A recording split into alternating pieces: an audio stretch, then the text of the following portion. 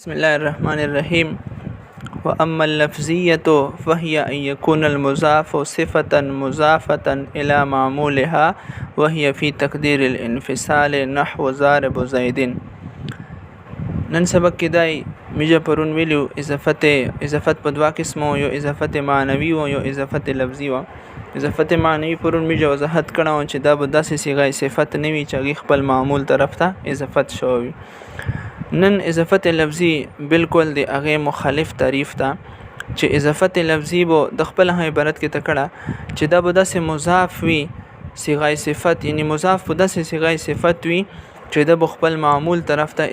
اضافت شوی. خدای په دې تعریف کې یو لفظ دای زیاتوي چې وهي فی تقدیر الانفصال.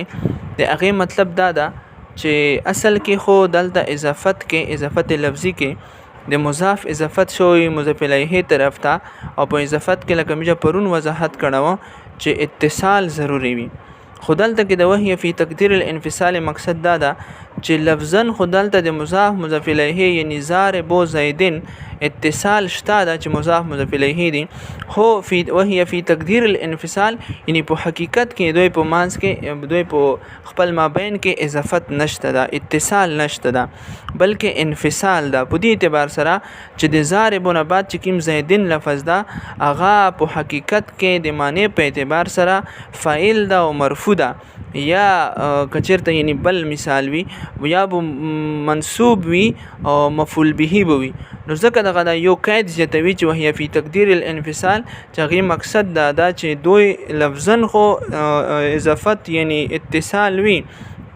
خو تقدیرا یعنی په حقیقت کې دوی په مانس کې اتصال نه وي بلکې هغه انفصال وي چې هغه د دینه بعد یعنی مضاف الیه چې کوم لفظي جوړ شوی وي هغه یا فاعل وي یا وته مفعول وي. دا مثال پیش کوي. نو تعریف څنګه شال چې اضافت لفظي هغه ته ویل شي چې مضاف په داسې صيغه صفت وي چې هغه اضافت شوی خپل معمول طرف ته، خدا بو وي په تقدیر د انفصال سره یعنی حقیقت کې دوی په مانس کې اتصال نه وي. لکه ضارب زیدن، دلته کې ضارب صيغه صفت تو زیدن هغه دلته کې لفظا مضاف الیه جوړ دو، او حقیقت کې چې د کله تمنا کوي نو ضارب زیدن زید کو مارنے والا. اوس د مارنے والا ضارب دا فعل فاعل دی او د زید چې کوم د اغا دی دلته کې مفعول به وکي کیږي. نو د مفعول به د ضاربون سره په حقیقت کې اتصال اغا بیا نشته ده. د غرنګ بل مثال ورکې لکه وحسن الوجه یعنی خوبصورت چهره والا. دلته کې حسن صفت مشبہ صيغه دو او الوجه اغا ظاهرا د مضاف الیه دو، او په حقیقت کې دا فاعل دا د معنی په اعتبار سره اغا دلته کې مجرور نه ده بلکې هغه مرفوع ده. نو دا غینه پسې چې وفائدتها دینه بعد دا خبره کوي چې دغه اضافت چې کیم ده د اضافت لفظي هغه فائدہ دا ورکې لکه څنګه موږ اضافت معنی ولا فائدہ ال بیان کړی و چې تعریف او تخصیص پیدا کوي. نو دا اضافت لفظي چې دا هغه تخفیف پیدا کوي په لفظ کې، یعنی د مضاف نه تنوین غرزوي، نون د تسنیه غرزوي، نون د جمع لکه څنګه موږ مخکې قاعده تر کړی و. وعلم نبات بیا مصنف رحمت الله علیه سو قواعد بیانوي. نو هغه اوله قاعده دا بیانوي چې یعنی اضافت ولا قاعده چې کله یو اسم هغه صحیح وي یعنی جار مجرای وسره اسم صحیح د حرف علت پکې نه وي او وسره جار مجرای صحیح وي. داسې اسم چې کله صحیح وي یا جار مجرای صحیح وي یا متکلم طرف ته اضافت وکي، نو په دې صورت کې د کیم اسم چې دا یا د جار مجرای صحیح چې لفظ دا د اخیری لفظ باندې بو کسره یا لکه صحیح اسم چې دا غلامون مثال رخلا او جار مجرای ولا لکه دلون. اوس د دې اخیری لفظ په غلامون کې میم دا او په دلون کې واو دا، نو دې ته به طبع کسره ورکړي. دا قاعده ده کله د صحیح اسم صحیح او د جار مجرای صحیح یا متکلم طرف ته اضافت وکي، نو د اسم صحیح او د جار مجرای صحیح په اخر لفظ باندې بو کسره یا او د کیمی یا متکلم ته چې اضافت کړه پاغه کې اختیار ده، یعنی کچیر ته ساکن ور باندې یا باندې او ک فتحه ور باندې. نو مثال به داسې جوړ شي لکه غلامون وو چې یا طرف ته اضافت شکای په غلام کې اخر کې لفظ میم ده نو په میم باندې بو کسره یا دلون وو په دلون کې اخر کې لفظ واو دا په واو باندې بو کسره یا چې کله یا ته اضافت وکړ نو اوس په یا باندې بیا دوی وجه کسره هج ساکن هج زدو او دغه رنګ فتحه بوجه زدو لکه کغلامی ودلوی د څه ویل شي غلامیه ودلویه د څه ویل شي چې په یا باندې فتحه وایي خو کچیرته بیا یعنی دغه اسم صحیح و یا جار مجرای صحیح و هغه اضافت وشال یا متکلم طرف ته خو دغه اسم صحیح یا جار مجرای صحیح په اخر کې الف و دغه الف په صورت کې بو بیا دا په خپل حال باندې ه پرېږدول شي او په یا باندې به بدلول شي او کچیرته په خپل حال باندې پرېږدوي نو لکه کا اسا لفظي اسا کې اخر کې الف ته او چې کله په خپل حال پرېږدي په یا باندې او بیا فتحه ویل شي لکه اسا یا او د غرنګ رها یا او کچیرته د حوزیل قبیله مطابق یای نو الف په یا بدلوي او یا بیا په یا کې مدغم کوي لکه اسیه او رحیه جس کا غا الف په یا بدل کی بیا په یا کې مدغم کوي و ان کان اخر الاسم ندای بل قاعده بیني چې کله داسې اسم می چاغه په اخر کې یا وي او هغه مقبل مکسور وي د یا مقبل مکسور نو چې کله یا ته نسبت کوي د اضافت کوي نو په دې صورت کې و یا په یا کې مدغمه کې او دویم یا ته په فتحه ور کوي چې التقاء ساکنین ار لازم نشي لکه دا یې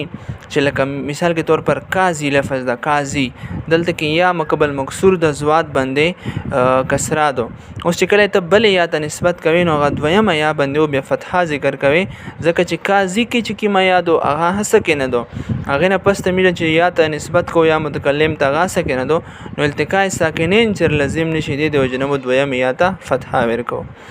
وان كان اخره واوا مضموما ما قبلها نه دی بل کیدا بیني چې کچیرته به داسې اسم می چغه یا متکلم ته اضافت کوي هغه کې واو مقبل مضموم می نو دای چې دغه واو بیا په یا بدلوي خدای به ال تک لفظ بدلوي چې وعملت كما عملت الان کتاب کې وایي یعنی اوس په هغه عمل کوي چې اوس ته وکاړي هغه طرف ته اشاره کوي چې دنه مخکې کوي کې مې ویلا چې یا بیا په یا کې مدغم کوي هغه ته اشاره کوي نو دای یې لکه مثال کې طور پر مسلمون او چې کله میجا یا ته اضافت کول نو اضافت ته وجنه خو مشویل چې نون د جواب حذف کیږي نو نون حذف شال اوس مسلمو یا شل یا ته اضافت کو نو قاعده یې چې کله واو مقبل مضموم وی په لفظ کې اسم کې نو یا ته چې اضافت کوي نو مسلمو کې میم دا زماد په ما واو نه مخ کې نو دغه واو مش په یا بدل کړ بیا یا په یا کې مدغم کړله فتحه محور کړل ځکه چې التقاء ساکنین اللازم نشي نو قاعده ولا به ته یی چې عملت کما عملت الان یعنی هغه سه عمل کوا چې یاد مدغم کړل التقاء ساکنین اللازم ول نه کې درې د وجه میجا بیا دویم یا ته فتحه ور کړی نو مسلم میا به نه جوړ شي د غمیم باندې کسره میج به یاد مناسبت ته وجه نه هغه کسره ور کړل په خیر کې د اسماء سته مکبره بیني چې اسماء سته مکبره چې کله بیا یا ته اضافت کوي یا متکلم طرف ته نو هغه به د څه پړاوي چې اخي ابي حمي هني یعنی دغه چې اصل کې کیم اخون ابون هم ون او اواو چې و د اضافت کې دله په وخت کې به هغه واپس نرسي بس هغه حذف ته نسين مسين حذف ته اصل کې دې طرف ته اشاره کوي په دې کې یو لفظ د هغه فی د جمهور نحات په نسبت باندې بو هغه چې کله یا ته اضافت وکړي نو فی به پړاوي د اکثر نحات په نسبت باندې بو هغه فمی پړوي ځکه چې د اصل کې دا فو هن وو نو هم خلاف القياس حذف کړه نو جمهور نحات چې دغه فو کې واو چې کیم دا هغه په یا بدل کا او بیا یا ته نسبت چې کوي یا په یا کې مدغم کنو فی به نه جوړ شي او اکثر نحات چې کیم دی هغه چې نه ها خلاف القياس حذف کا واو په میم بدل کا ځکه چې واو او میم دا قریب المخرج دی نو په میم چې بدل شي یا ته اضافت وکا یا مناسبت ته وجه میم باندې کسرا یا نو فمی به پړوي شي هغه نه پس د اسماء سته مکبره کې یو لفظ دا هغه لفظ زو اضافت ضمیر طرف ته قطعا نه کیږي ځکه چې هغه بیسیکلی د غزمی زو لفظ دا د وضع واضح هغه د اسم جنس یعنی اسم ظاهر دی پورا کړی لکه جاءنی رجل ذو مال بدغه زو چې دا چې اسم جنس ته اضافت کیږي به د اسم جنس د نکره د پورا صفت جوړوي لکه دلته کې جاءنی رجل ذو مال کې د مال اسم جنس جنس ته. اسم جنس هغه ته ویل شي چې هغه نکراوي په قلیل او په کثیر په دوړې باندې صدق کرسي. نو د مال چې کوم د ډیر مال ته هم مال وی شي، لږ مال ته هم مال وی شي. خدلته کې د ذو لفظ د مال لفظ چې کوم د هغه ګرځول ده د رجل د پرای د نکره د پرای صفت ګرځول ده، دې ضمیر طرف ته اضافت نه کوي. اخر کې یو شعر مصنف رحمت الله علیه ذکر کوي چې هغه کې دې طرف ته اشاره کوي چې سوال یو قسم ته تو باندې کوي چې تو ویل چې د ذو اضافت هغه ضمیر ته نه کیږي. نو شعر کې یې شاعر چې انما يعرف ذل الفضل من الناس ذووه، یعنی صاحب فضیلت خلق چې دی هغه صاحب فضیلت پیژني. د ترجمه ده نو ذووه کې د هو ضمیر ته د ذو اضافت شوه د تو چې نه کیږي. نو د جواب هم پسې کوي چې شاذون دا صورت چې کوم ده هغه شاذ ده. اخري خبره دا یې کوي چې بکله اسماء سته مکبره اضافت مې کړو نو اخي ابي حمیم ویل، چې کله موږ د اضافت نه کټ کوو نو بیا به اخون ابون یو، یعنی هغه اضافت په وخت کې چې کیم واو و پاس نرتلال اضافت نه کټ کول په وخت کې به واو هغه و پاس نرسي. البته د کیم الفاظ اسماء سته مکبره چې موږ اضافت کړو هغه هم موږ د اضافت نه کټ کوای شو، یعنی یا ته اضافت کړو اخي مو ویل نو اوس موږ کله لري کړ اخون بو یو. خو ذو لفظ چې کیم د هغه بغیر د اضافت نه بالکل نه استعمالي. دا په اخر کې دا خبره وکي او بیا په اخر کې دا یې چې د مجرورات کې من ټول تفصیل ته وکړ د هغه تفصیل و چې دلته کې حرف جر مقدر و، هغه صورتونه چې باغې کې حرف جر ذکر وي چې هغه ان شاء الله قسم ثالث کې مخ کې روان دي. شاید ترجمه ته وکسوي. واما اللفظيه فهي لفظي چې کوم د اضافت لفظي فهي ان يكون المضاف صفه، چې هغه مضاف هغه د صيغه صفت وي چې مضافه الى معمولها چې خپل معمول ته به اضافت شوی. دې مخکې مې وضاحت کړم چې صيغه صفت نه مراد اسم فاعل اسم مفعول اسم ظرف وغيرها دي، معمول نه مراد فاعل یا مفعول ده. وهي في تقدير الانفصال، خدا بوي تقديرا انفصال صورت، یعنی اضافت کې هو اصل کې اتصال وي خو دوی کې به حقیقتا انفصال وي. لکه نحو ضارب زیدن، ضارب زیدن نه مضاف الیه دي، هو اتصال خو اضافت کې یعنی اتصال خوشته ده پکې خو لفظا ده، حقیقت کې دا انفصال ده پکې د زیدن دا اصل کې مفعول وي ته جوړیږي د مجرور حالت نه ده. وحسن الوجه وفائدتها دا اضافت لفظي ولا فائده بینوي چې تخفیف فی اللفظ فقط، دا صرف په لفظ کې تخفیف پیدا کوي چې تنوین وغیرہ هغه حذف کوي. وعلم انك اذا زفت دا اوس قاعده بیني چې پوښه چې کله ته اذا زفت الاسم الصحيح چې د اسم صحیح اضافت کوي او الجاریه مجرى الصحيح دی یا جاری مجرى صحیح اضافت کوي الا یا المتکلم یا متکلم طرف ته نو کسرت اخره تبه د اخر ته یعنی د اسم صحیح د جاری مجرى صحیح اخر لفظ ته کسرا ورکې واسكنت الياء او فتحها په دې کې ته اختیار د چې یا ته یعنی چې کې یا ته تو اضافت کړه دا هغه باندې کا کسرا یا او کا فتحه یا چې کا غلامی او غلامیه ودلوی ودلویه وزبی وزبیه، یعنی دواړه صورتونه ویش. وان كان اخر الاسم الفا، وکچرته د هغه اسم په اخر کې الف چې یا متکلم ته نسبت کوي نو تثبتو نو دغه الف په خپل حال باندې برقرار پرېږدول شي. لکه کعسا یا اصل کې اسا او اخر کې الف ته نو یا ته چې اضافت وکړ نو یا باندې فتحه روغله کعسا یا او یا باندې ساکن حویل شي کعسای ورحا یا او رحای دواړه جایز دي. البته چې خلافا للهذيل یعنی هذيل قبيله ولا چې کیم دي هغه د الف په خپل حال نه پرېږدي بلکې الف په یا بدلوي بیا په یا کې مدغم کوي نو یا مناسبت ته جنم قبل د کسرا ور کوي. لکه دای چې مثال کے طور پر کعسیه ورحیه د سبیای. وان كان اخر الاسم یا ان کچرته د یا طرف ته چې کیم اضافت کړی دی په